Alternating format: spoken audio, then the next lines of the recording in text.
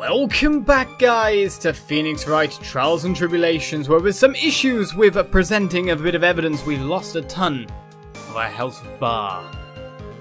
With that, we continue on with the testimony, though, as we've got ourselves a new set. Other than walking over the bridge, there's no way to move the body.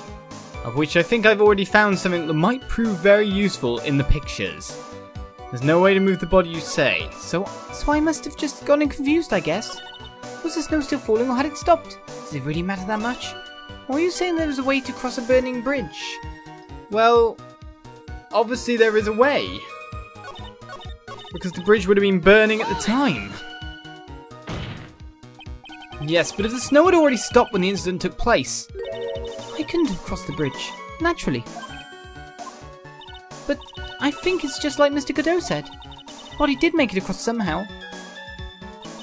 So I must have just gotten confused, I guess. Hold it! But you seem to be quite sure of yourself when you gave your testimony. You said you were sure the snow had already stopped. I'm terribly sorry. I was wrong.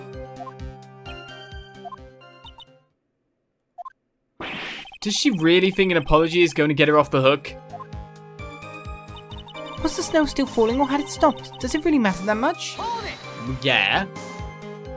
This is no joke. You're giving sworn testimony in a court of law. Well, Mr. Wright, let me ask you a question. Do you remember what the weather was like 1 week ago today? Huh? Well, naturally it was, You see? It's not that easy to remember, is it?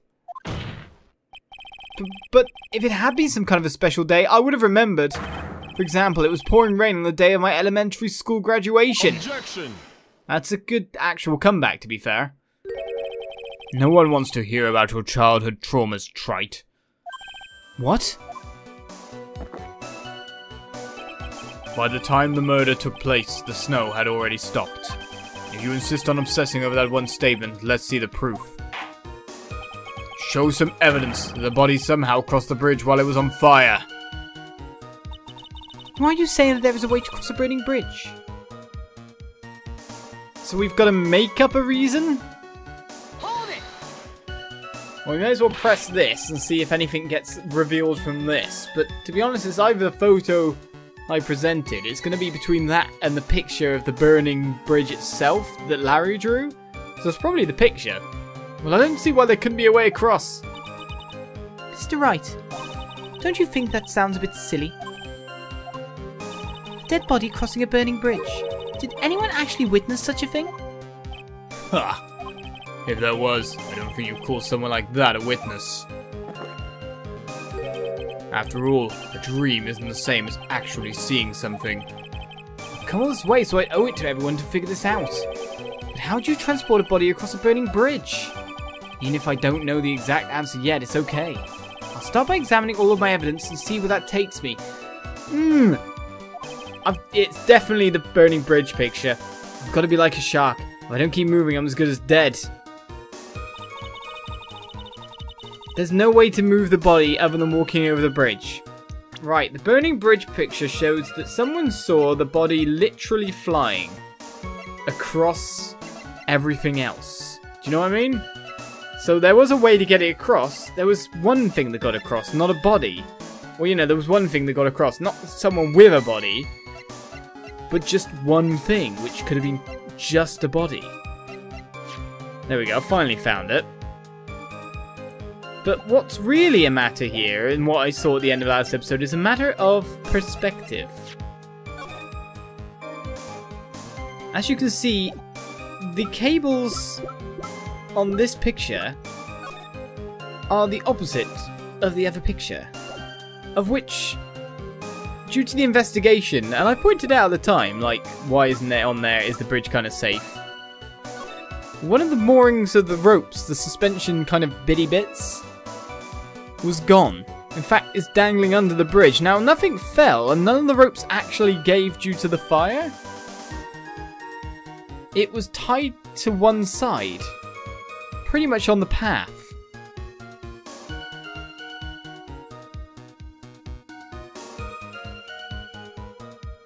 Could that be a way of transporting a body? Especially as someone, of course, saw a body flying not above, but below the bridge. Objection! This is really reaching. A dead body flying over a burning bridge. I wouldn't exactly rule out the possibility. What? Ha! You're saying it's possible? Don't make me laugh. I knew it was going to come to this bit of testimony anyway, or this bit of evidence, even though none of those things make much sense.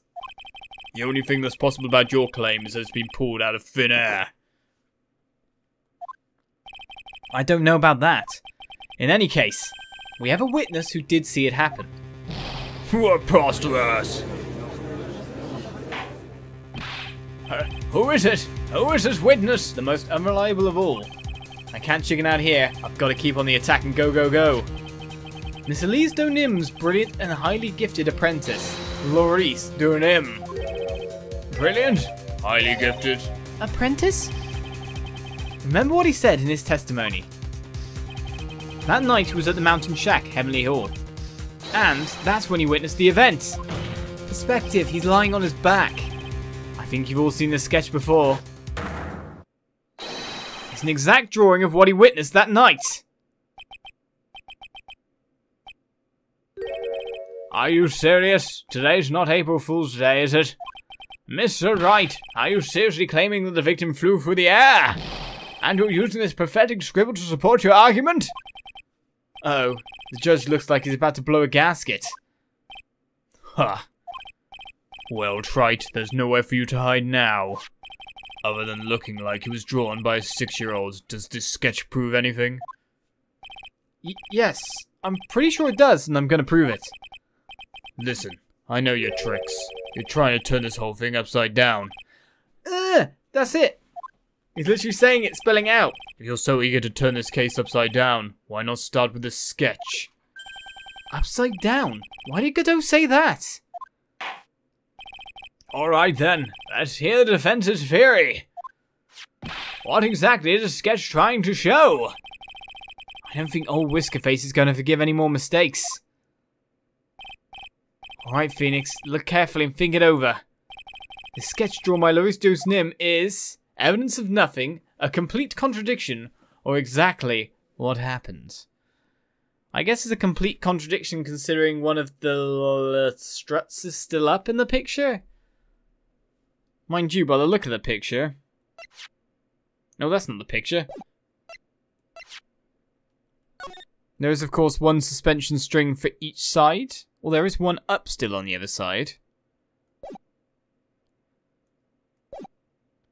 Technically, I did say in the testimony, it's exactly what happened. But I imagine I should say complete contradiction. I mean, I even claimed it's exactly what happened. Isn't it kind of missing a little bit? If it really was strung, that's missing the string.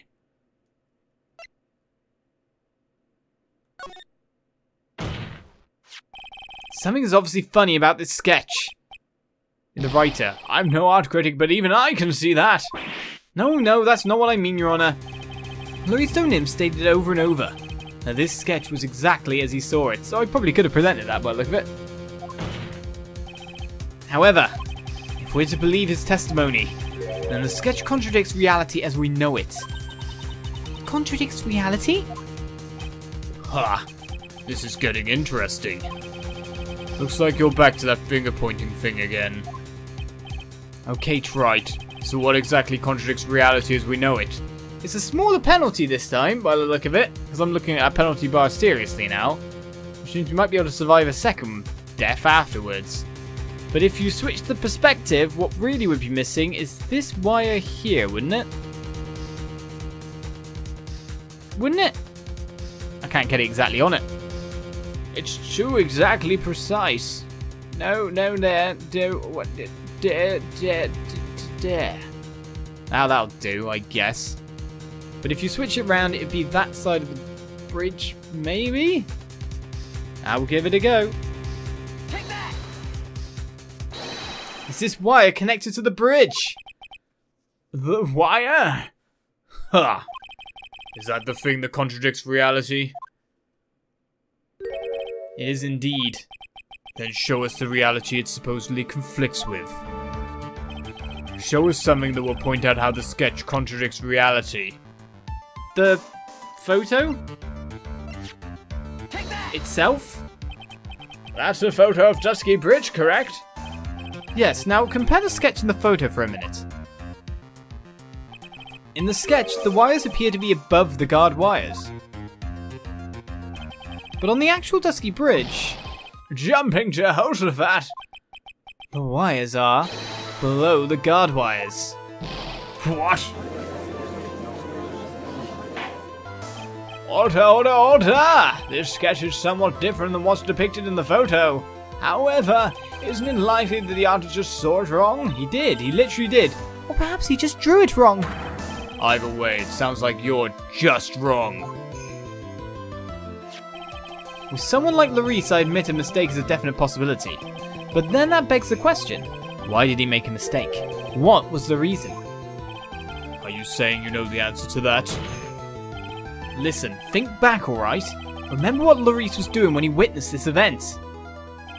He was at Heavenly Hall waiting for a lover that was never going to come. He waited and waited and finally he laid down. But then, lightning shoots from the sky and sets the bridge aflame.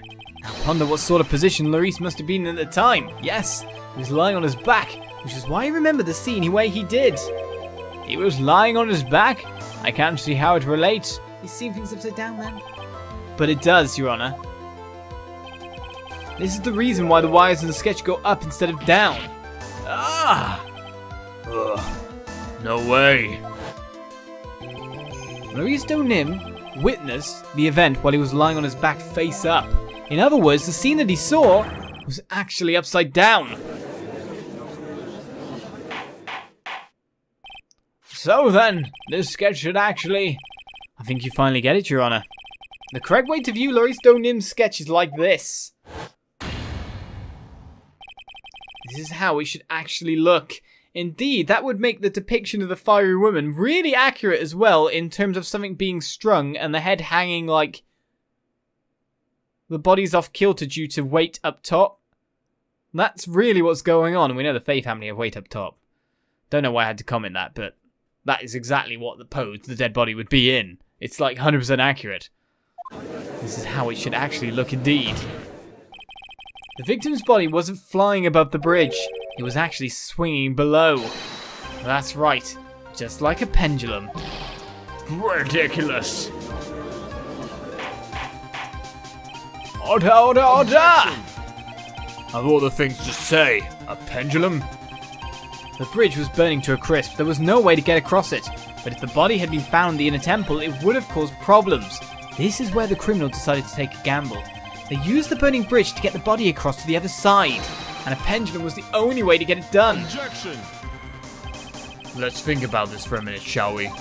Dusky Bridge is about 20 yards long, which means it's about that far from the inner temple to the opposite cliff. Yes, that sounds right. In order to cover that distance with a pendulum, you'd need a rope at least 10 yards long. To get a rope that long, you have to plan ahead. Objection.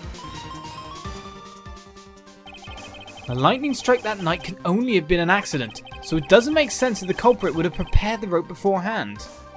So then, they didn't have to get the rope ready. The rope was already right in front of them. I mean, if it connects to the middle, it's going to be long enough. Duh. What? I'm saying that it was just a matter of using what was already there. In that case, Mr. Wright, please give us an explanation to support your theory. What makes you think the criminal had the rope on hand to create a pendulum? It's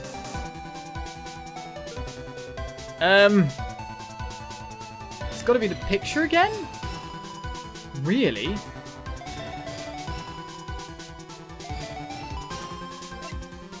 I guess so. I'm just really bulking at the fact that that penalty is above, like, the fifth of a bar. Oh well, if you get a fifth of a bar, it's bad anyway. Let's just take in the morning after, and we can see the ropes there. I mean, it was up originally. It wouldn't be hanging there otherwise. It's gotta be that. Please be that. Take that. And the meaning of this is, if you want to know where the rope came from, it's hanging right there in front of your glorious beard. Ah! This is one of the wires from the bridge. When the lightning struck the bridge and set it on fire, one of the suspension wires came loose from its anchor. The criminal didn't have any time to waste, so they tied the wire around Olizandri's body.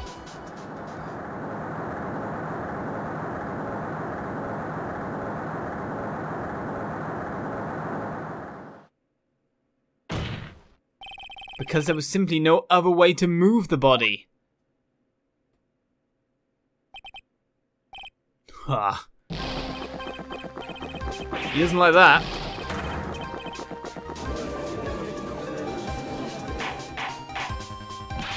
Mr. Cadeau! He has an ever-refilling glass of coffee, mug even. It seems that Mr. Cadeau is more focused on his coffee than answering my question. It seems that the odds of the rope being readily available were very high, so I suppose it's not an impossibility after all. Objection! Possible or impossible? That's not the question we need to ask. There's only one question. Did that really happen? Right. I wonder if you can prove what happened to us. Do you have any actual evidence that the body was swung over like a pendulum? Think.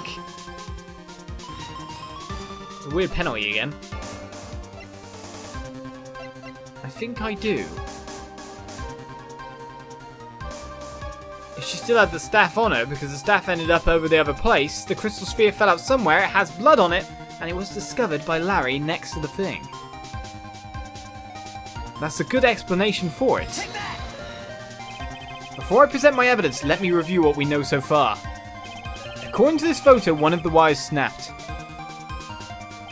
Looking at the map, we can see it's the one that was in front of the inner temple. So then, that was the spot where the criminal... Yes, precisely. Now let's consider the body's movements by looking at the overhead map again. If the body was pushed from this point here, it would drop on the opposite bank at approximately this point. Did you say drop? Well, they must have failed to catch the body on the other bank. What? What makes you think something like that happened? Because I have evidence to suggest her body dropped some distance. What kind of evidence? Take a look at this autopsy report. Yes, it fell 10 foot. It says here that her body fell about 10 feet after her death. 10 feet, huh? That's most likely the height difference between the two sides. The body overswung due to forward momentum but then came loose and fell about 10 feet. And then, as a result of the landing impact, this crystal sphere was knocked loose. That's... Yes, this bloodstained amethyst crystal.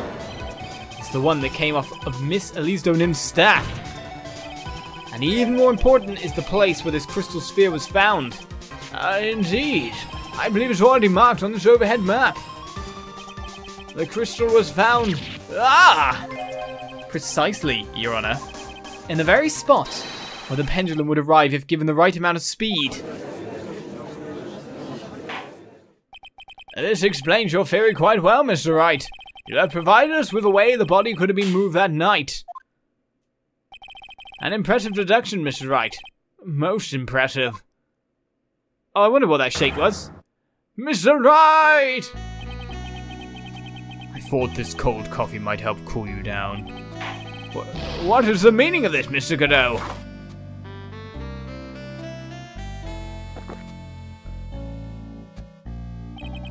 That was a dark and bitter guess that you made, Trite. But you forgot about one thing.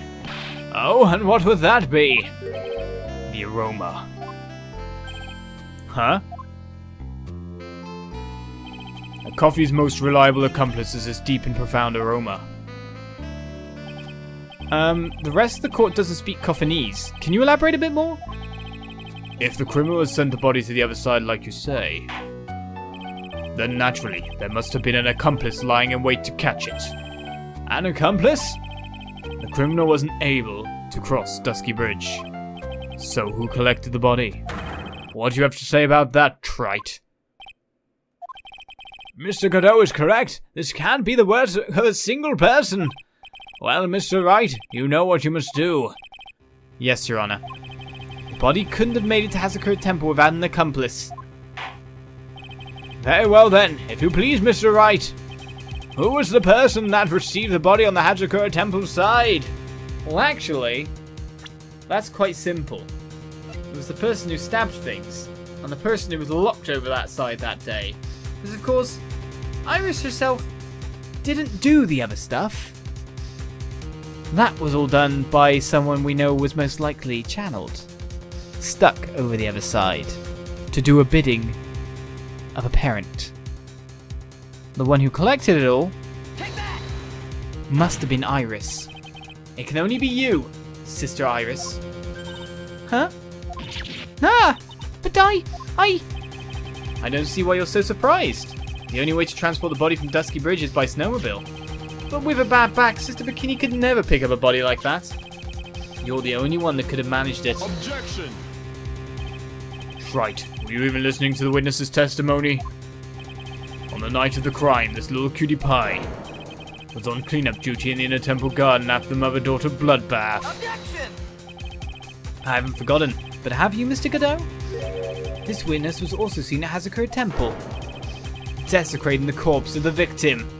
Indeed she was. I feel like this is a good train of thought to stop it on. Iris over one side. We're about to prove the fact that there was a second Iris on the mountain that night by the sound of things. But how or where will that go after the fact? Join me next time for more Trials and Tribulations, where we'll find out then. Bye-bye.